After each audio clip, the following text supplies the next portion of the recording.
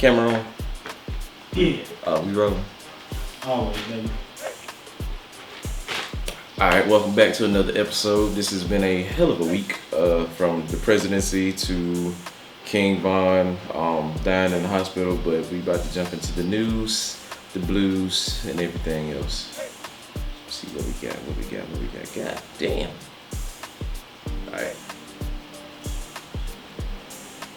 Alright, so the first story on today's agenda is about Oregon.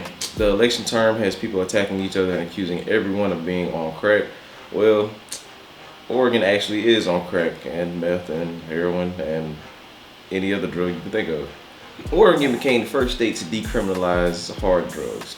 They're not legal, but if caught with them, you'll get a $100 fine and forced into therapy. They're supposedly going to use the revenue generated by marijuana sales to give rehabilitation for all those caught with these hard drugs. My personal take on this is Oregon has kind of been known as over the last few years as a state that has had a big problem with opiate abuse, and them forcing people into rehabilitation is them trying to use experimental drugs on dope fiends. So be careful if you go to Oregon and you're trying to shoot up and shit. Also, like, why the fuck would you want to do that? Like, with all the information that's out there about how adverse drugs can affect, all the information that's out there about how certain drugs, how drugs that are injected into your arm, like, you still want to go and do that. But hey, it's your body. Do what the fuck you want. After weed became legal in five new states to include Arizona, Mississippi, Montana, New Jersey, and South Dakota, Google showed a 3,000% increase in searches for how to roll a joint. Niggas is trying to get high and they need them tutorials. Sorry, y'all, I don't know how to roll a joint either. The mail-in ballots have been the biggest argument starter in this year's election process. Lots of primarily minority locations. Primarily?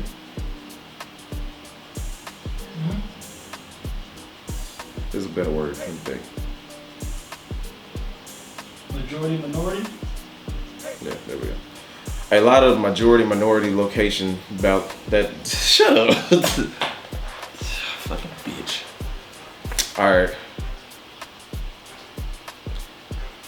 Many locations where minorities are in abundance. That sounds so bad. Mm-hmm. And you're gonna leave it, aren't you? They're gonna get all 3 takes. They're gonna see the struggle we just had on wording this. Cause it's like, it's not, lots of primarily minority location ballots. Fuck it. Lots of primarily minority location ballots were being sent back for one reason or another. Luckily, niggas always on top of their shit. This information got out pretty quick and everyone started sharing how to check and make sure their votes were counted. Another issue with mail-in ballots is Trump is barely getting any. Republicans are crying that there must be something wrong. Nah, like, your cult leader said don't do it, so nobody did it. That's it. His followers listen. Yeah, one thing I can't say about Trump supporters and Trump nationalism and Trumpism, like, y'all follow that nigga's bad advice to the fucking T when it comes to instructions. So I give y'all credit for that. Raphael Warnock's senator position has gone to a runoff where new elections will be held in January. He's up for a special position. He's a black man, pastor, has a beautiful African wife. That is the only reason I'm telling Q to read this. Make sure you get out there and vote. I don't know his wife. I've never seen her. I looked her up. She fine. And she black. Like African. I read her name. I can barely pronounce it. She African. Well, good luck. Don't forget the new news that broke before we got here. This is about as much excitement as y'all gonna hear me say this with Biden's president. Congratulations.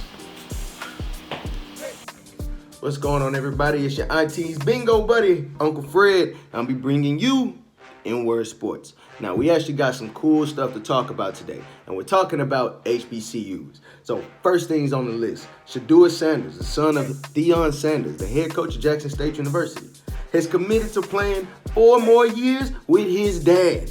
at Jackson State University. Yes, this is big for the culture, and that is why Shador is making this move. He said this is for the culture, this is what about bringing change and making a level playing field across the spectrum of football in college, and leveling the playing field across college football. Now, here's why I say we can't get too excited about this, because it's a commitment. And like a lot of high school kids, they're all making commitments. And they're getting these letters from big schools. I mean, just to name off a couple of schools that he's already hearing from. I mean, he has offers from Alabama, University of Georgia, and Florida State, his dad's alma mater.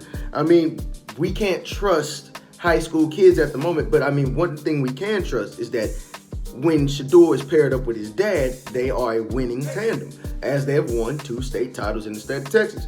So this is really big, and he's even bringing in other big names. For instance, Herman Smith, wide receiver out of San Diego, 3-star recruit. He's committed to Jackson State now.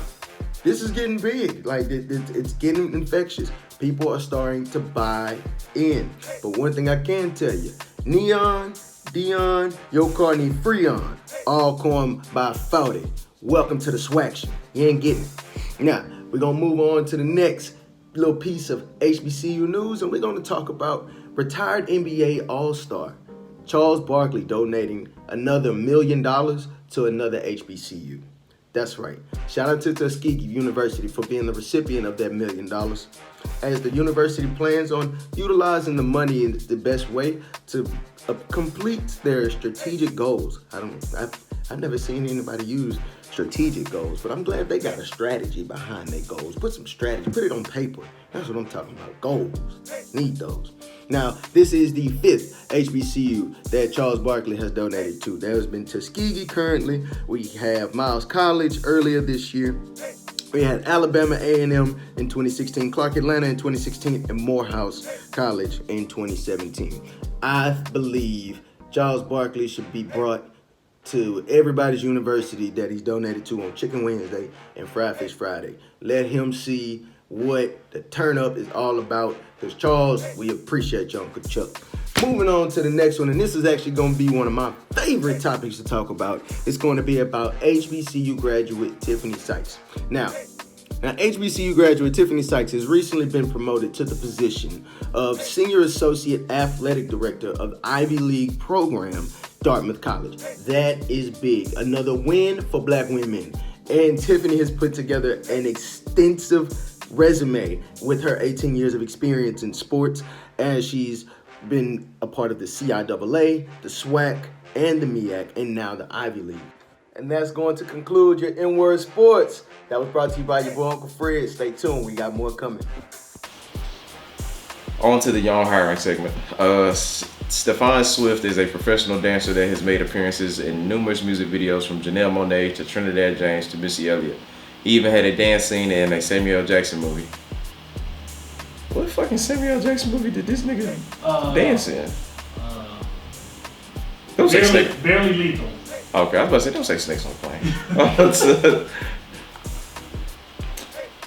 It was deleted from theatrical release, but he still... No wonder I didn't fucking see it. Oh, okay. It was deleted from theatrical release, but he still did it. He is giving dance lessons for all of November. He is only charging $140 for 4 one-hour dance lessons. Total of 4 hours of dance lessons for $140. If you want to learn how to dance, you can't beat that. This is the producer of the shows, one of his good friends from college. Does he know how to salsa, bachata, like ballroom dance type stuff? He's Puerto Rican. There's your answer. He Puerto Rican, so he can teach you all that, man. You can look good when you go to the club whenever they open back up. You ain't gotta wear no mask or nothing.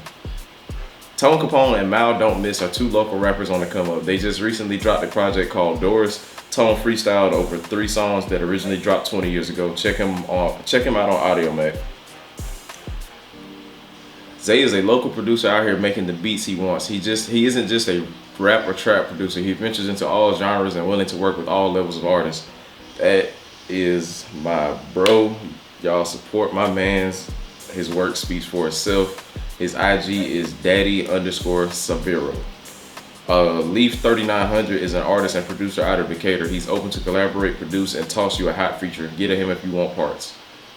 Joel Love is a singer, songwriter, and producer. He recently dropped a music video for his song Demons. He's a Houston Newt too, if that makes y'all want to listen more.